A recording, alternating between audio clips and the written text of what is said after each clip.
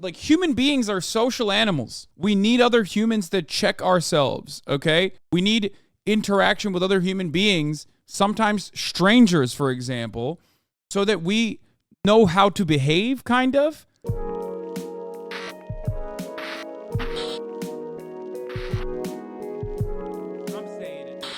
You see the girl who thought a Chick-fil-A bag was a child? Okay, so I have to tell you guys a story because I don't know if you guys have seen the new Chick-fil-A bags, but they got me good. So the other day, Jake and I were going through the drive-thru at Chick-fil-A, and there's a giant window, so you can sit inside the Chick-fil-A and see out to the drive-thru. So the drive-thru can also see into the Chick-fil-A, if that makes sense. So we're sitting in the drive-thru, I'm looking in the Chick-fil-A, watching all the people eat their food, and there's this cute mom and like child sitting in the window, and their bag has this like writing on it. And Jake noticed at first, he was like, Courtney, does that lady's bag say help me? And I was like, wait, what? And sure enough, I look and it says help me in like a really graphic writing. And it was perfectly facing the window, like almost like she set it up, said help me, and her child are just eating lunch. And I'm like, oh my. Chad said her stairs look racist. That's pretty funny.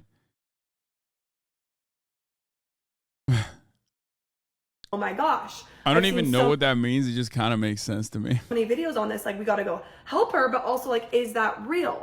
Because part of it did look like the Chick-fil-A writing. I was like, why does that look like their little cow wrote it? Like, I'm sorry it does, but at the same time, who would put help me on the bag? And under help me were two more words. So I was like, we need to figure out what those other two words are, and that will tell me if it was Chick-fil-A or if this woman actually needs help. But we sat there and I'm just watching. I was like, do I go in? Do I say something? We're pulling up. We start ordering our food. Okay. And I just was like, Courtney, this is your time. I was like, if you don't help this woman, you won't sleep. Like if you go in there and she actually needs help, like you won't.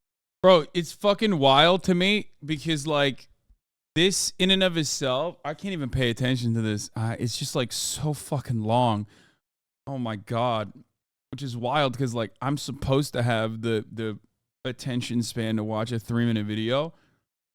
But like, it's not even banned true crime. She has all the perfect workings of like the mania that so many Americans experience, dude. She's just like, I don't know. She's just brain broken, brother. She's just brain broken. So many people's brains are broken. You will not sleep at night. You will not be okay. I was like, but if you go in there and it's a freaking Chick-fil-A writing, it's going to be weird. It's going to be awkward. I'm going to be like, oh, I thought you needed help, you know? But I said, you know what? I'm going to take my chance. I can't sleep if this woman actually needs help. I've seen way too many stories where they're like, they do stuff like this, they pass a note, you know, and I'm like, I have to be there. I have to help her. So I get out of the car mid-drive-through. Jake's like, I'm like, no, gotta go. And he's like, where are you going? I'm like, I'm going to go help this woman. And he's like, what are you going to do? I was like, you know what? I don't know. And then that's when it hit me. I'm like, what am I going to do? What am I gonna do? Like, is, you know, someone here? Like, I'm like, what? I'm not, like, am I gonna fight that? Like, I'm like, no, you're not. But I was ready. To help her. I said, you know, I don't know what I'm gonna do. Damn sick. Thank you for almost stopping a potential child kidnapping. Like, so what is this fucking story then? Like, if you genuinely think that like a child is being kidnapped, then why didn't you do everything to stop it?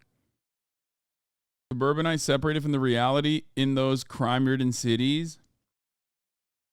Going to talk about the lady from Alabama, or is that still too touchy at the moment? I don't even know what that is. I'm gonna help this woman. So I run in there. I have the whole thing. I'm like, okay, if this is not help, I'm just have to go to the bathroom. I was like, oh, sorry, I had to go to the bathroom. But if it is help, then we'll make a game plan. Her and I will sit down and we will make a game plan. Anyway, I go in, I walk in, I look to my left. I see all the Chick-fil-A orders. Sure enough, they have all the freaking help me, something writing on them. What kind of marketing is that? I was ready to defend this. Wait, isn't it literally like the chicken? Wait. What? Wait. Is that just like, what is this? What is happening? What? It's the cow, right? Is it just like the cow saying like, it's gotta be, right? Oh my God, it literally is, dude. It's just the cow. Chick-fil-A customer tried to help woman after seeing help me written on her bag. It was a marketing tactic. More recently, the restaurant has launched the game Code Moo using another slogan in the same hand-painted typeface. Bags advertising game, please help the herd. One customer unaware of this launch says she saw the slogan in a bag through the window. Dude, why? Okay. People need to understand something. This is not a issue with the marketing campaign. This is an issue with the psyche of the average suburban white woman and just like the average woman and average man in the United States of America. Okay? Not even just like a suburban white lady, but just like the average American is so schizophrenic at this point due to like an endless sea of content that is like rewiring their brain in an unimaginable way on social media that they look at something and immediately assume, oh, children are being sex trafficked, I think, here. Like, the problem here isn't Chick-fil-A, and I can't believe I'm saying this. It's like I'm not even defending Chick-fil-A, but the problem here, surprisingly, is not with Chick-fil-A. The problem here is you see help. It's kind of like this. It's kind of like seeing a help wanted sign, okay, on a storefront and immediately assuming that children are being sex trafficked and they wrote help wanted on the side of the store. You know what I mean? Like, that's crazy. That's fucking crazy. What is going on? No, it's true. The other day, some poor Chick-fil-A worker wrote, "Eat more chicken" on my bag, and I knew exactly what they meant, so I went inside and saved them. They weren't even able to spell. Even the way she describes it, she just wanted to be a hero. Yes, it's more than that. It's the cultural integration of hyper neoliberalism in the American psyche.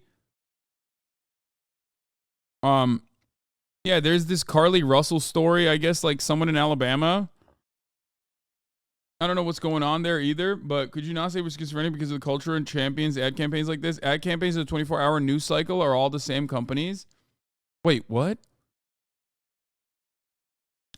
Except ad campaigns in the 24-hour news cycle has existed for some time now, but there's a new component here that has made people extra crazy. Okay? The extra craziness is coming from somewhere else, okay? The extra craziness is coming from social isolation, and on top, human beings are social animals, okay? We're social animals. We need other humans to check ourselves, okay? Constantly, back and forth. We need interaction with other human beings, sometimes strangers, for example, so that we know how to behave, kind of, to have a cohesive understanding of society. And yet nowadays, we don't have that at all. And the only crumb of experiences that we have with other human beings that we perceive as like normal human beings is online through anonymous accounts or through TikTok. So we don't have any capacity to stay grounded because all of that like random interaction that you have with another stranger happens on the internet, and it's done through the hyper specific algorithms that are rewiring our brains to change the way we understand the world. Okay? This is legitimately an issue. Back in my day, we used to talk to people, okay, boomer. I do legitimately think that this is a problem. I do. In a material presence, there is a lot more context to consider.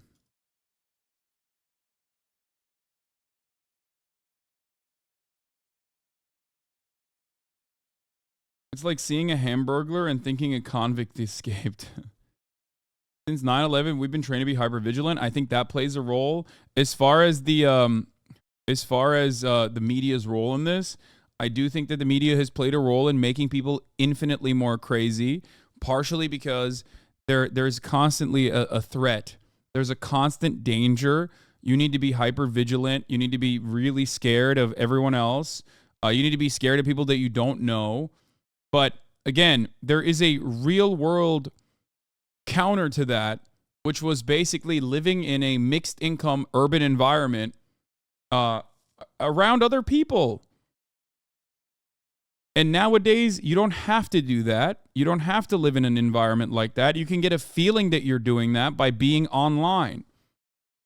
And then when you get it, when you get that false sense of diverse learned experiences by just looking at TikTok, which is geared towards whatever your taste clusters are and constantly pumping that over and over again, you end up kind of losing sight of what the real world looks like. Okay?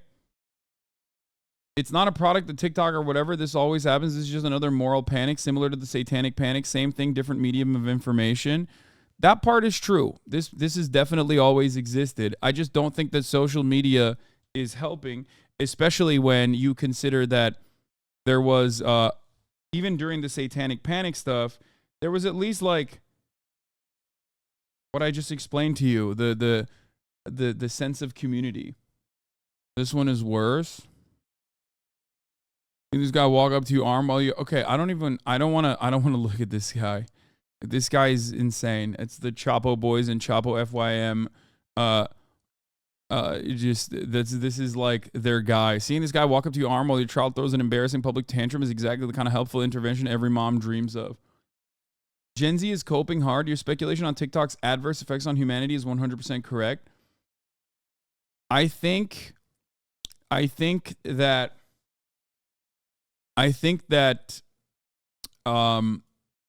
this is not great. That's all I'm saying. And I think that with no counter to that, with no real world sense of community that you can at least ground yourself with, I find it to be truly terrifying what the future prospects will look like. What the future will look like for an entire generation whose understanding of the world is completely shaped by hyper-specific algorithms that are cultivated to keep you tapped in, which we already know. I love amateur psychoanalysis. I mean, look, I'm a dumbass. Take it or leave it. You know what I mean? I'm a dumbass. Like, I'm not a professional in this field at all. I've never made it seem like I'm a professional in this field at all. I'm just a guy who grew up on social media, who was kind of there at the bottom floor a little bit, and someone who's built a very successful career on social media. It's kind of my job to look at this kind of stuff. And early on, I recognized that, for example, the alt-right rabbit hole on YouTube was a major problem. I would tell YouTube and Google every single opportunity that I had. I was like, you have to fix this. You have to fix this. They were very aware of it, and they still kept it going because it was very financially good for their platform, right? To keep people engaged for as long as they possibly could. And more right-wing reactionary content kept people super engaged. I think that genuinely had an impact on people's collective consciousness in some way. Like, an entire generation of people were predisposed towards like right-wing content and commentary of that sort. Get off your high horse and live a little. You've never felt more alive than being afraid of your own shadow at every turn. # end child trafficking. You say I'm crazy. I say I'm staying alive, brother. Don't come crying to me when you're being trafficked and I'm sipping on mimosas with a deagle strapped to my hip.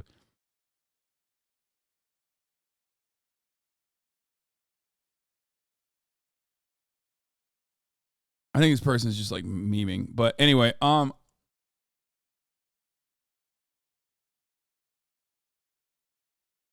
yeah, for the record, I don't think anybody's in the market for a 6'4", 32-year-old hairy Turkish man.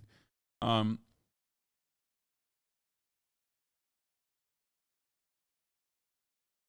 matter how many videos I dislike, I cannot stop receiving Jordan Peterson, Ben Shapiro, Andrew Tate on my YouTube Shorts feed. Yeah, they did the YouTube Shorts. YouTube Shorts is basically whenever, I'll explain it like this. Whenever YouTube wants to launch a new initiative, they bring back the good old, algorithm booster, which whatever keeps you engaged and entertained, we will keep pumping that. And we already know from old YouTube, what keeps you entertained and engaged is right-wing conspiracy theories. So, that's just how it works. That's just what's going on here as well.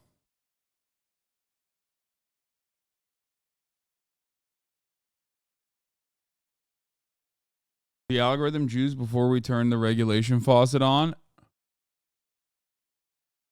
Yeah, and then they do that. They turn around and go, "Oops, my bad. Let's fix it. Sorry about that. We'll fix it. We're working on fixing it." Is that why I keep seeing pregnant Sonic on my recommended feed? There is a SIDS conspiracy going around Twitter, and all the Nazis are coming out to ride for it. It's so creepy. What is that? I don't even know what that is. After watching one of your videos this morning, YouTube immediately followed up with a Jordan Peterson puff piece. Not surprising. Sudden infant death. My brother's now a full-on conspiracy theorist because of the algorithm brainwashing him. He used to be a rational person. Yeah. There is something very, elusive. YouTube's like a graceful overlord, except it's the 19th century and you're in Russia. What is this? It's hot outside. Ben Shapiro talking about, is it climate change again? Fuck yeah. I love that shit. But yeah, why did I get to this? Well, I got to this because, I mean, this is like actually fucking bananas. I was ready to go in, say, we gotta get out of here. But all it was the Chick-fil-A, it's like an ad. And I said, no, nerd. So then, of course, I'm like, oh, just, did my little bathroom skit, went to the bathroom. And then I got back in my car and Jake was like, so was everything okay? And I was like, yeah, it's just the cow from the Chick-fil-A that wrote that. So we're good. Nice. Good to know. Seriously, play well. People who are experiencing trauma. How much do you think financial trauma from capitalism has played, given greater wealth inequality? I think that plays a role in it for sure. Financial instability causes volatility. That volatility creates a perfect environment for people who are willing and able, people who are desperately seeking out solutions to why they feel the way that they do. Conspiracy theories have the capacity to like very neatly package whatever your frustrations and your mania are. They have a very a quick solution. You know what I mean? It's just like, oh, it's the Mexicans, right? Like it's,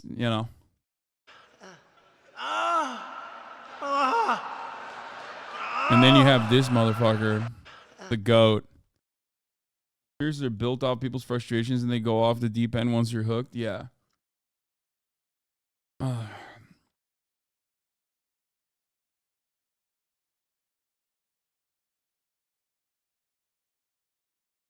This place is an echo chamber that creates conspiracies as well. This place, 27 month subscriber. What conspiracies? I mean, a big chunk of what I do is basically describe to you or forcibly feed you media literacy. You know what I mean? Like, the only fucking conspiracies at the top of the hour comes for people who are subscribed. That's pretty much it. Other than that, it's always, it's pretty much the normal way of business here. Like, if you no longer want to see those ads, all you need to do is subscribe, which you can do for $5 or for free with a Twitch Prime. Baba Yaga, thank you for the 5. Get the subs, allowing 5 people to no longer see the ads at the top of the hour. I do want to hear what that guy has to say. The conspiracy that all the game companies don't come together to agree on one controller layout to sell more controllers. Yeah, I hate that.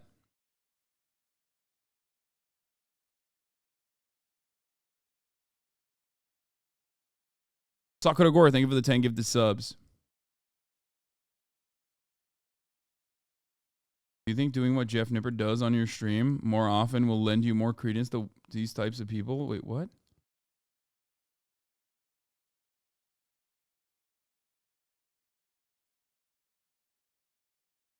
My mom said she was interested in purchasing you as a sex. Okay, dude, too late for that. MB Chaos, thank you for the 5 gifted.